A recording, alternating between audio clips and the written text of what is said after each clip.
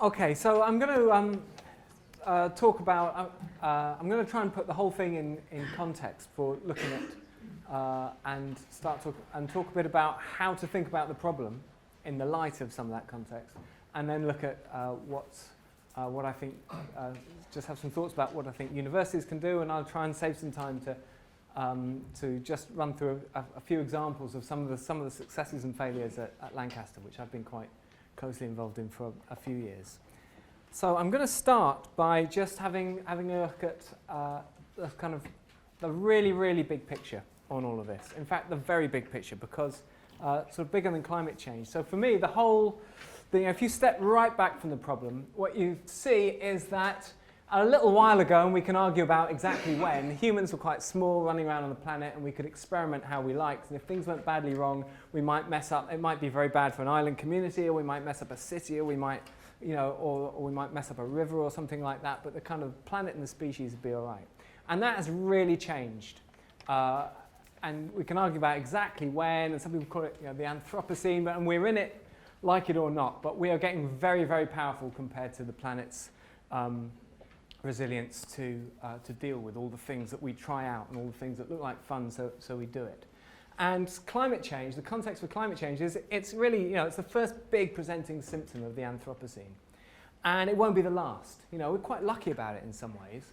It gives us plenty of warning time, whether it says, we're doing some stuff, we've noticed it, it's going to cause us trouble in how many decades' time, we don't know exactly. But, at least it looks as though if we're smart, we might be able to, if we were smart enough, we might be able to head it off. And who knows what other things are going to come up. But it's not going to be the last time we have to kind of respond globally, responsibly to our impacts. So I'm going to talk just a little bit about some stuff from my second book that I co-wrote with Duncan Clark. And it's a very big picture on climate change kind of within that Anthropocene. So the first thing to say is, don't worry, this isn't a maths lesson, but this is an exponential curve. Right? It goes up at 1.8% per year, and it has been doing since 1850. And you've heard that emissions are rising, but really important to notice that actually those exponentials, if you take exponential emissions from fossil energy plus land use change, that's really human energy use, you find that it really, really is mathematically exponential with a tiny bit of deviation, a little bit of a dip here for some world wars and a Great Depression, and then but we sprang back up again when we discovered a whole load of oil reserves in the Middle East and stuff. But these deviations are tiny, really. So, and you get exponential curves every time there's a very strong fundamental feedback loop. Every time, the more you've got of something, the faster it grows. So if you get in debt on your bank account, that debt grows exponentially. And if you introduce foxes to an island full of rabbits without predators or something, their population will grow exponentially, because the more foxes there are, the faster they can grow. And it looks like, at a very fundamental level, that is what is happening with our carbon emissions. And you might think the last few years have helped a bit, but actually if you zoom in on them, all the talk about climate change, all the Copenhagen and all the targets and all that stuff and all the renewable energy and all the efficiency improvement hasn't helped us a jot. Not one bit, just to be really clear. So far, I'm not saying we can't see that change, but so far we haven't seen anything at all. If you were observing the planet from Mars, you wouldn't think that humans had noticed climate change yet, right? Don't worry, this isn't a depressing talk. So, so both annual and cumulative emissions are going up exponentially, and they double every 39 years, okay? And cumulative emissions is really important, because as you've heard, it's the cumulative emissions that is the thing that most determines the final temperature that we'll end up at. And there's no detectable change from business as usual. And really interestingly, this is an important thing for us to get our heads around, efficiency and green energy haven't yet helped at all. In fact, you know what? We're so much more efficient than we were back here in 1850. If we wanted to see each other now in this room in 1850, we'd have to be setting fire to things. So, or you could see my face as I talked. And if we wanted to record anything from what's happening, we'd have to be physically writing it down and distributing bits of paper and all of that stuff. And now we're about 500 times more efficient with our lighting, and we're millions of times more efficient with our information storage and distribution and so on. But you know what? The carbon footprint of lighting and information storage has gone up, not down. So there's something about, actually, if we're not careful, I'm not saying efficiency isn't good, but if we're not careful about it, actually it leads to us having even more of things, because the more efficient we become, the more valuable those commodities that we're using up become, and the more we want of it, and we become able to have more of it as well. So efficiency so far has been part of the dynamic by which we actually increase our impact, not decrease it. And it looks like there's a feedback loop at a fundamental level. But the good news about exponentials is that all exponentials come to an end. All real life ones, not maths ones, but all real life ones do.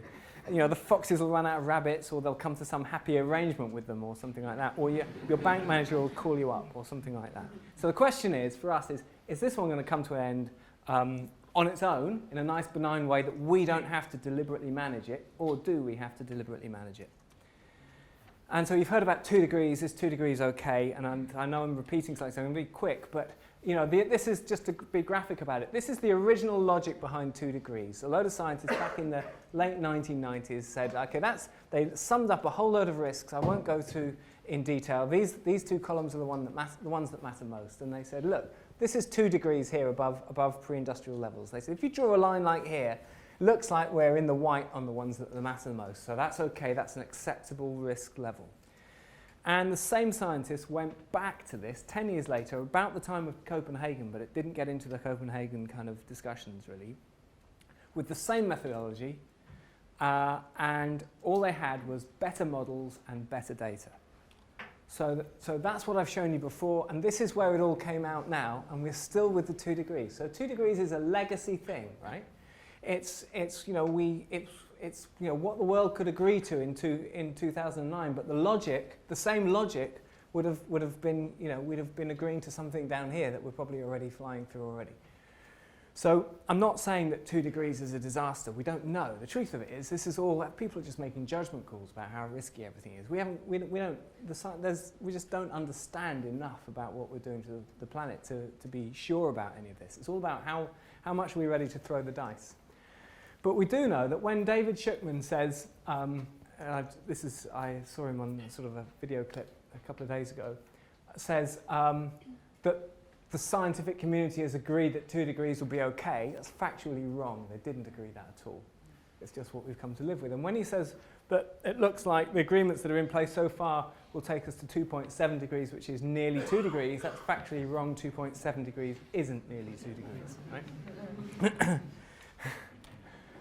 Okay, and I think you've heard about this. We've been spending this budget already. In fact, this slide, I did this slide when for the book, or Duncan did this slide for the book, and that was in 2013. So actually, to give an idea of how fast things are changing, this is now 2,150, and this, which is the amount we've got left to burn for a 50-50 chance of staying within 2 degrees, is 1,450, and this is now next to nothing if you want a 75% chance. And what the IPCC talks about most is a 2/3 chance. So you'll sort of see a middle-sized bubble there. And you sometimes see slightly different versions of these numbers, but they're all based on the same data sets. It's just about which probabilities you're going with and stuff. Okay, so that's a cumulative curve, and that, very roughly, the trillion-ton limit, that's the blue line across the top, and we're about to fly through it in about 2035 if we can't come off this exponential curve. I've now drawn cumulative emissions, the real line in red and the exponential line in grey, and you can see there's just a tiny little bit of difference between the two. So that's what we need to do for 75% chance, slightly stylized, but basically right. If we're prepared to live with a 50-50 chance, we can get away with that, but it's still pretty. So we really need to get moving on this.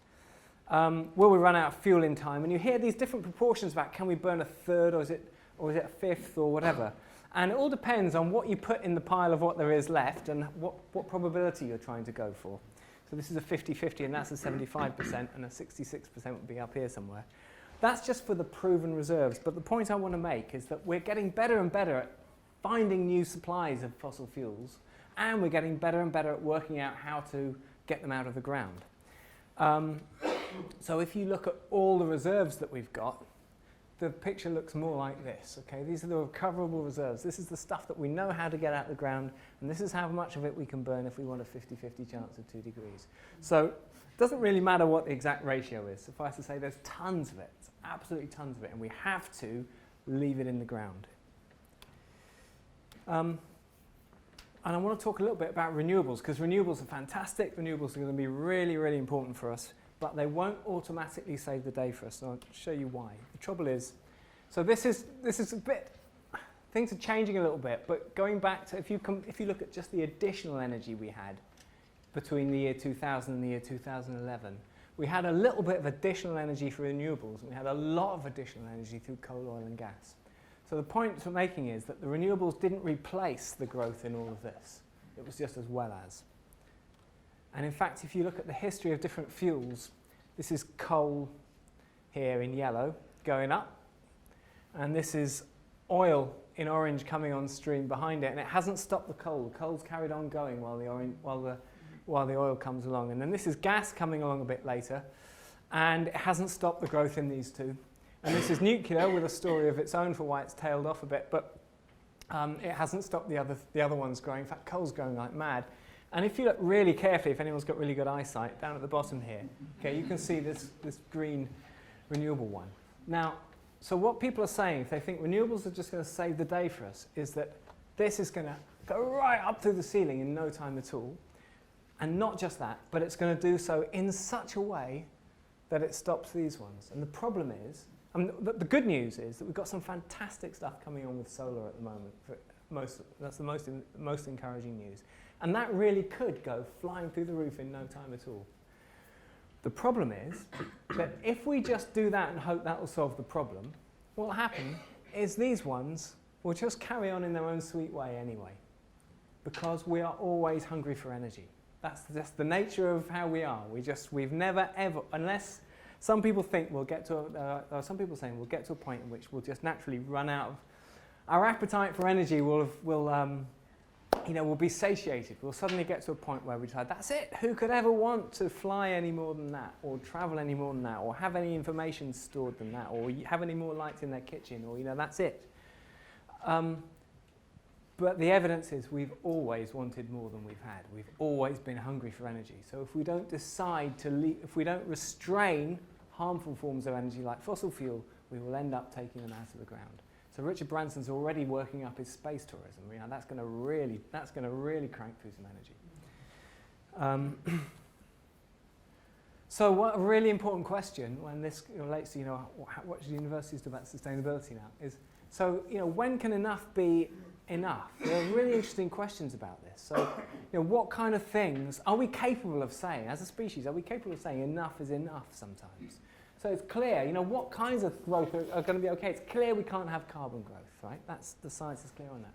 What about energy growth? Is it going to be okay to have energy growth still? So here we are in the Anthropocene. We're growing our energy use at 2.4% per year. That's also exponential, actually. And that means we're growing it by about a factor of 11 every 100 years. So 100 years ago, when the First World War was going on, we could smash up bits of Europe and stuff like that, but we couldn't annihilate our species. Now we've got 11 times more energy, and in 100 years' time we'll have 11 times more energy again. We'll be 11 times more powerful as a species. So, is that going to be okay or not? If it is going to be okay, we have to be really responsible how we use it, because we use it for stuff like digging things out of the ground and making chemical reactions happen and redistributing those chemicals and all of that kind of stuff. And what about GDP? There's a hot debate about whether GDP is good, bad, or irrelevant. And to me, it seems to be not a simple question. It feels like well-being is something we could still aspire to growing, but we need to be a bit more selective about the kinds of things we grow at. So I've talked a little bit about innovation, efficiency, and national carbon cutting targets, and so why haven't they helped? And one of the reasons is this thing called the rebound effect. It's a bit like squeezing a balloon, and this is quite interesting for a university trying to be carbon neutral and stuff, which I am totally in favour of, but I also want to just make sure we go into doing that with a sense of realism about what it can and can't achieve, and what's good about it, and if we're going to do it, how to do it in a way that really is useful. Because the truth of it is that the reason that curve is so exponential is because it's really resilient to little things that anyone throws at it, right? So the UK gets a target on carbon, and you'd think that would make a bit of a difference, but you know what? elsewhere in the world, there's a rebound effect against it. We get more of our washing machines and cars built in other parts of the world, and so they take on the emissions, or our growth goes down a bit compared to other parts of the world, or something like that. And if you take, you know, if I don't fly, so when I've been doing some work in Silicon Valley recently, and when I fly out there, I make a point of going, I fly premium economy actually, because I don't quite go economy, because I know that the more space you take up on the plane, the bigger the carbon footprint is. And I really want to make the point that these things need managing. And I do that despite the fact I know that everybody I work with thinks I'm an idiot, because they all fly business class the whole time, and that's how they do it. But when I do this, I know that someone else will just take the seat. You know, and if they don't take the seat, the airline will adjust their prices or something or other, and it'll all end up getting the direct impact that I make will be nothing. But somewhere down the line, I'm trying to create the conditions under which we all become more careful about this. And I'm trying to show I can do it that way. You know, I'm not trying to make out I'm some kind of carbon saint, but the point I'm trying to make is it's about doing something that's more sustainable, and doing it in such a way, if you can, that shows that actually life is better this way. If you can do it in such a way that shows that show that it's possible, and show that life is better that way as well, then that's kind of the leadership we want. Because our species isn't very good at wearing a hair-back shirt. We've kind of proved that over time.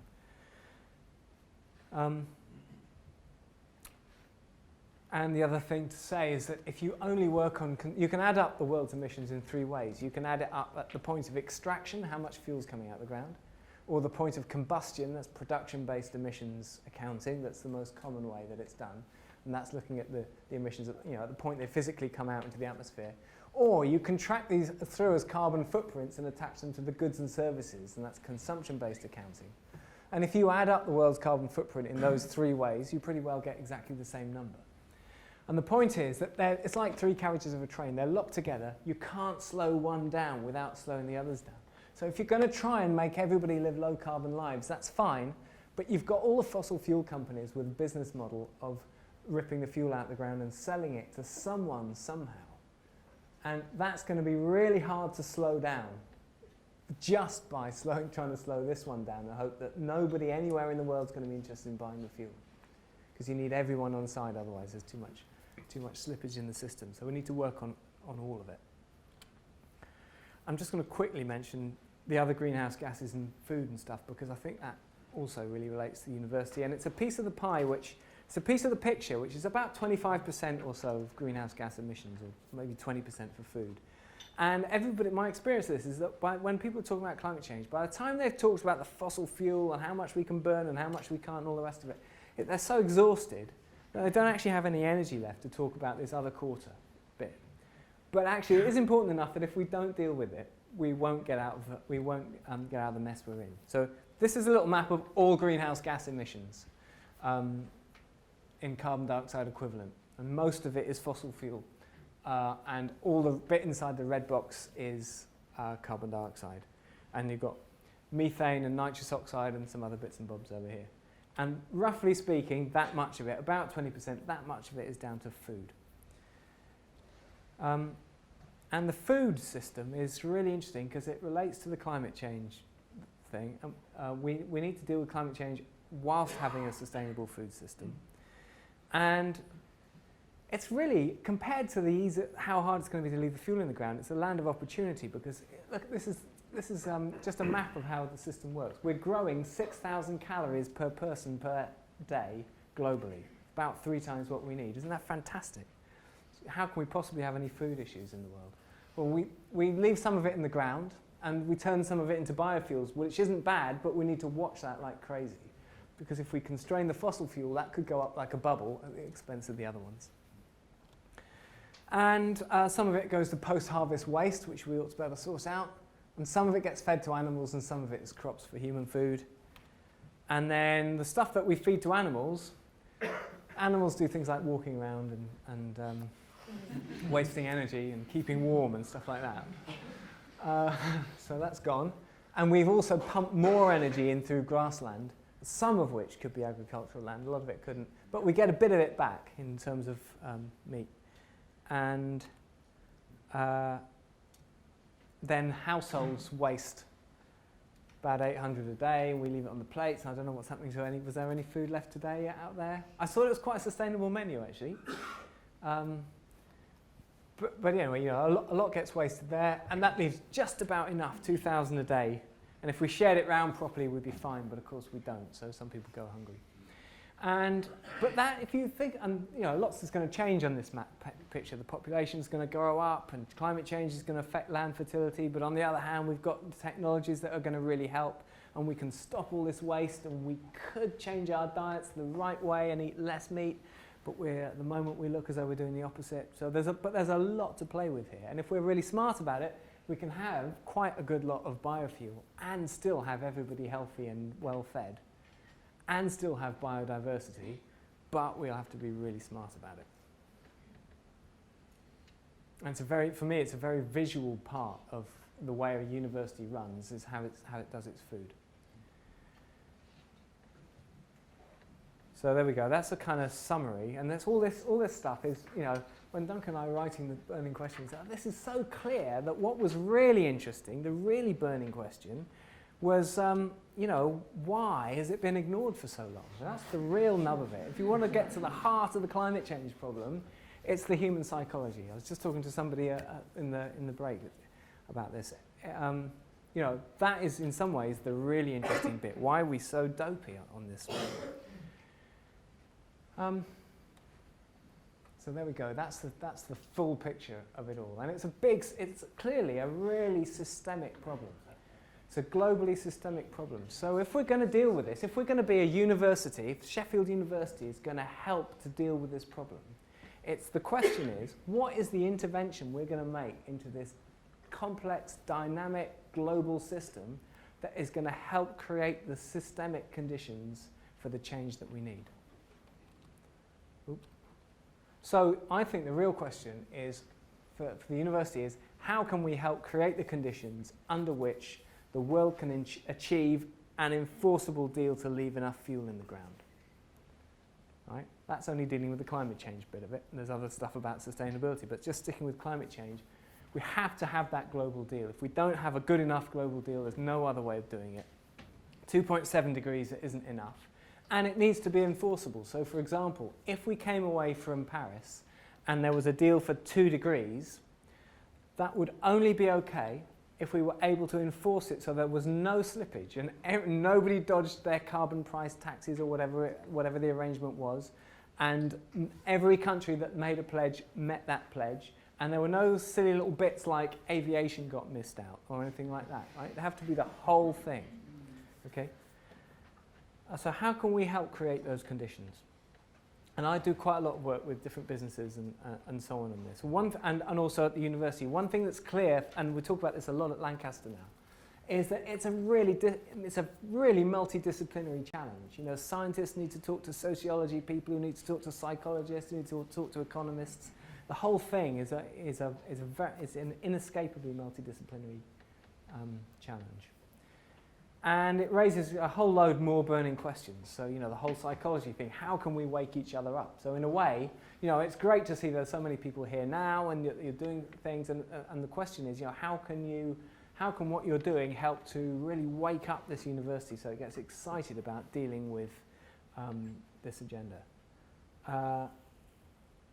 Here's a question, is it possible to deal with climate change without dealing with issues of inequality and social justice? Because if you're going to constrain the carbon, that means there's going to be a certain amount to go round in the world, right? And if we're going to have an agreed deal on this that everybody signs up to, there's going to have to be some sense of fairness going on. Well, I don't think we've been all that brilliant at establishing a shared sense of what is fair in the world. Maybe we're going to need to do better than that. If we had a bit more trust and shared sense of fairness going on in Paris, I'm sure the Paris talks would be easier.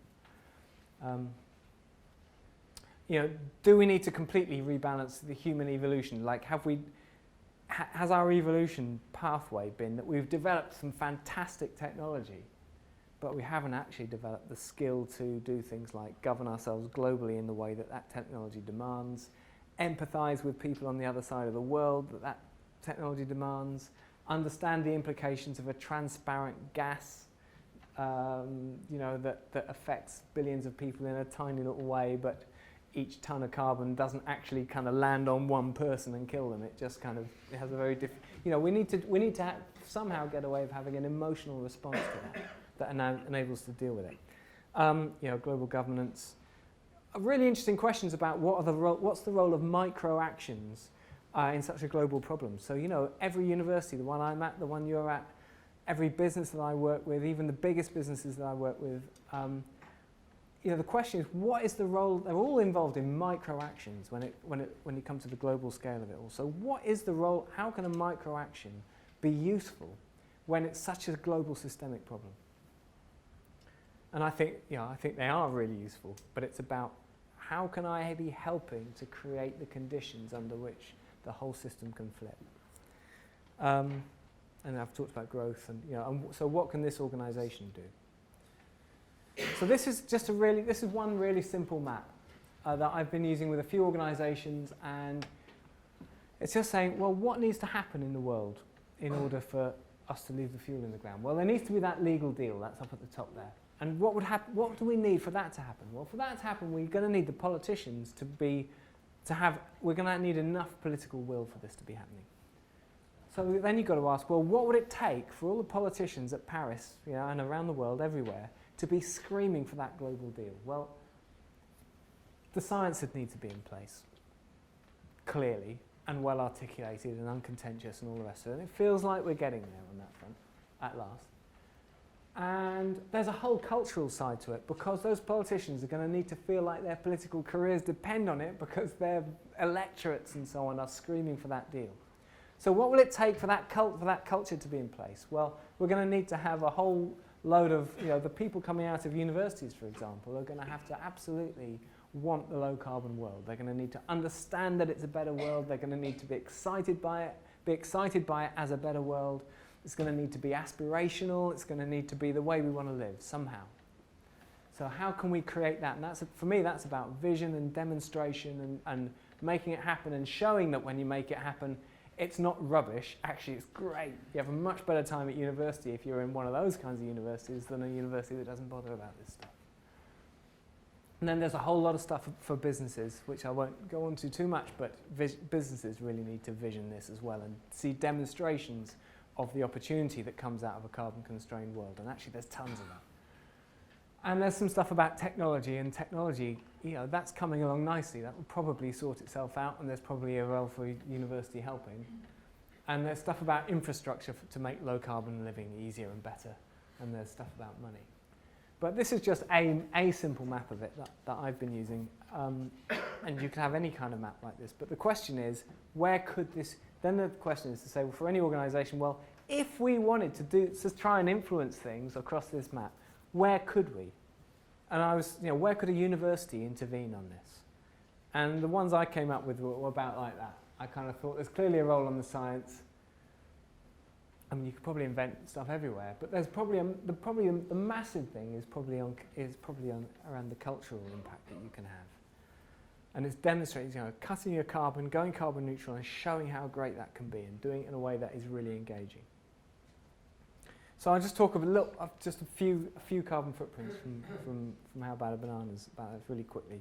And for context, 50 gigatons is about, all carbon footprint numbers are rough, about the world's carbon footprint. And there we are, UK about 1.5% of that. Or if you look at our consumption-based emissions, including all the stuff that we import from China in the goods that we buy from there and so on, we're about 2%. And if you look at the slide's a bit old, actually. There's probably a load of people in this room who don't even know who that is because he hasn't been on telly for a little while. But he used to be on a very funny program called The Royal Family. And if everyone was like him, there'd be about 15 tons per year. Do you think he's above or below? Okay, mixed reviews. Now, most people said they thought below. I think, I'd say below because he doesn't fly, he doesn't buy, he's not into high fashion, he's not replacing his sofa every year. He's got this low carbon activity, leisure activity, which is watching telly in a really shared way, where he's sharing that resource around. His diet may not be perfect, but pretty good.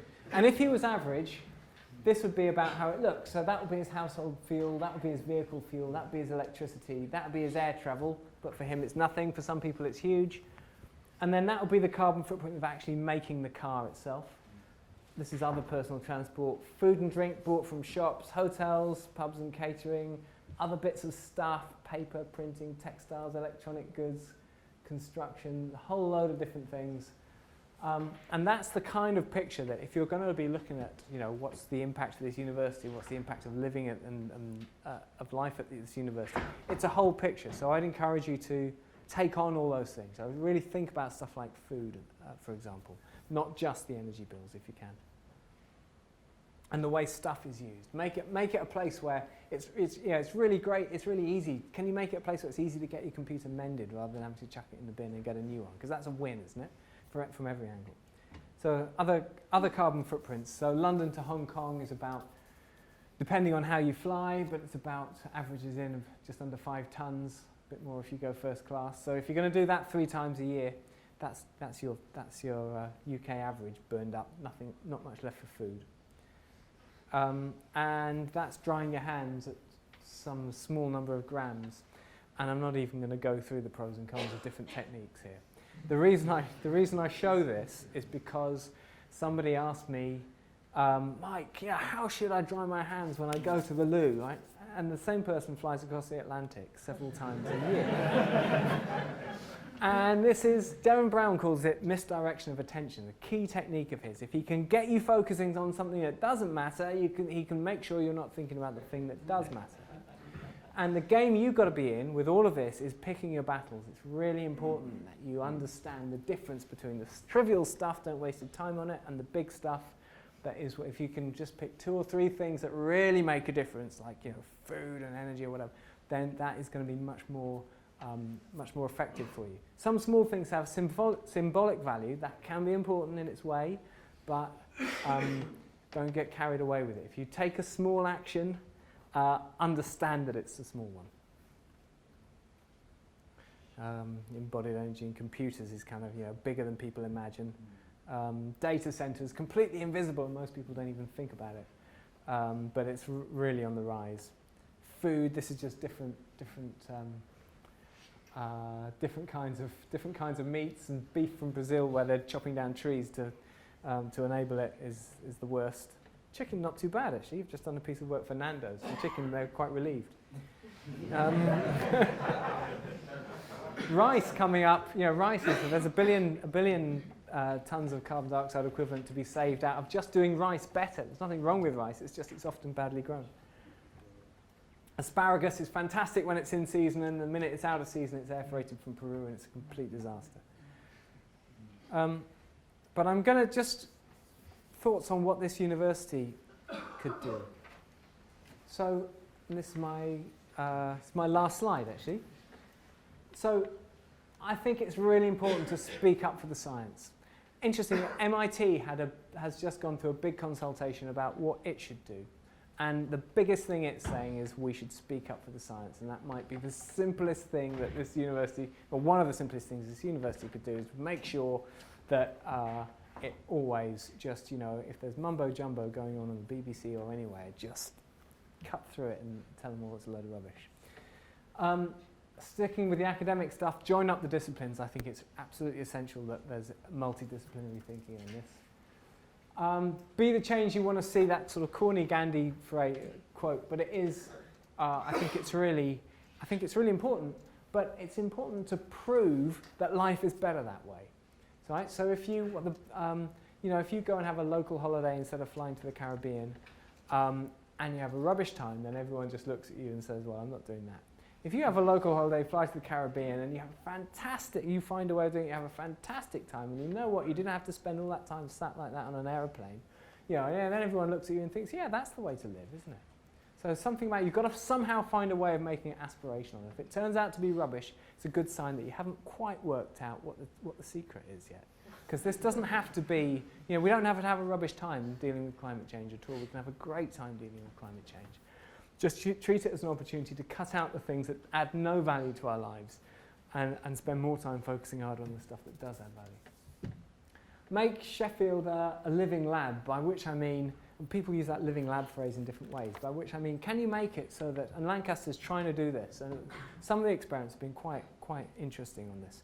So can you make it so that you're experimenting with different ways of engaging people and cutting your energy bills and being carbon neutral, and some things will work and some things that won't. But can you make that part of your research? You know, can you make that stuff that people are writing papers on? You know, what things do people find psychologically appealing? What things don't? I'll give you an example of something that happened at Lancaster. Was they did this competition between student flats over their energy bill to see which flats could cut their energy bills the most. And some flats were doing well and some flats weren't doing well. And halfway through the first term, they told everybody how they were doing. And that made the people who were winning really, they started really doing even better. They cut their bills even further. They cut their consumption even further. And those people didn't care about it too much. But the people at the bottom started consuming even more electricity. And you know what? Saying, yeah, we don't care about this competition. In fact, I'll show you how much we don't care about this competition, right? And you know what? That effect was bigger than the effect of the people at the top. And this got written up into a really nice little paper, right? So, you know, as an example of, you know, an interesting piece of learning that came out of an experiment that in itself didn't work.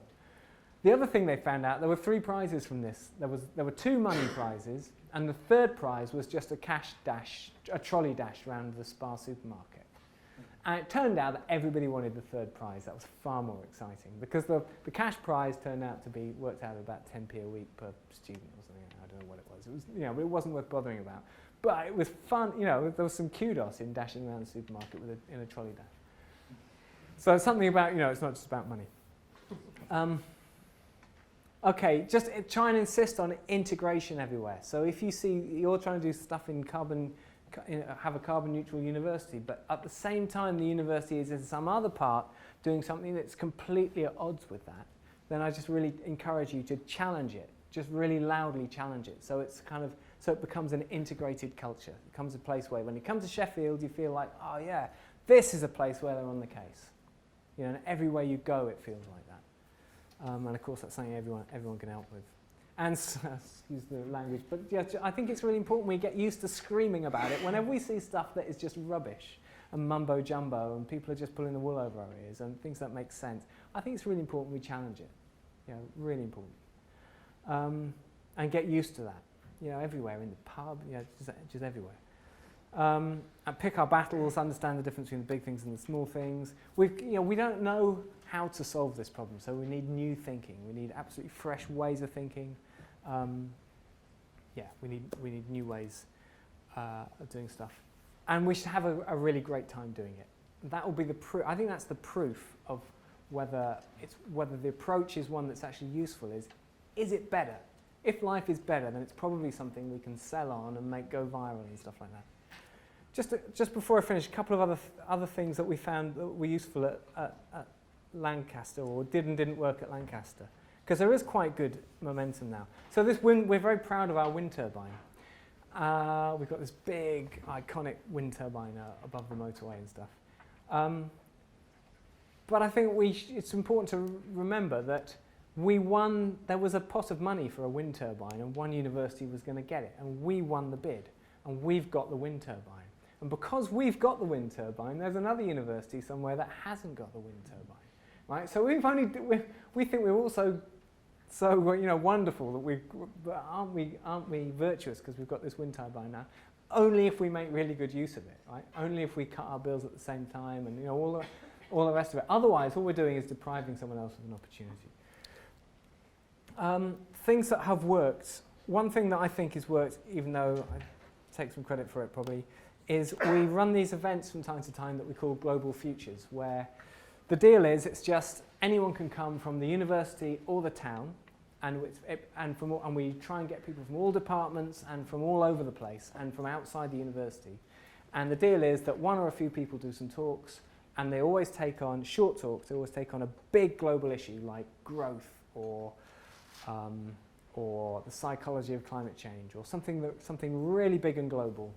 And then we open up cheese and wine, and we debate it even more, and then we just informally, and then we all come, whoever's up for it comes back in at the end, and we try and answer some tangible question like what does this tell us about what this university should be doing, or what does this tell us about what should be happening in Lancaster, or something like that. And it turns out to be quite a good engaging formula, because people like to be part of the solution, and they really like the way that it mixes up the different departments and brings the town in and stuff like that. So I just mention it as something you might do because it works. And an experiment that we're hoping will work is this new Institute for Social Futures, which is designed to be very interdisciplinary and just taking a really macro look at what is going on in the world from every angle you can look at it from. And what does that tell us about how the futures might be shaping up? And what does it tell us about if anybody wanted to influence the future in such a way that they thought might be preferable, and we all define that in slightly different ways, what kinds of things would and wouldn't be effective? So I hope you'll see in a few years' time there's fantastic stuff coming out of the Institute for Social Futures, but it's an example of that multidisciplinary kind of stuff. But it's great to see the momentum that you're getting going, and I wish you every success with it. Thank you for listening.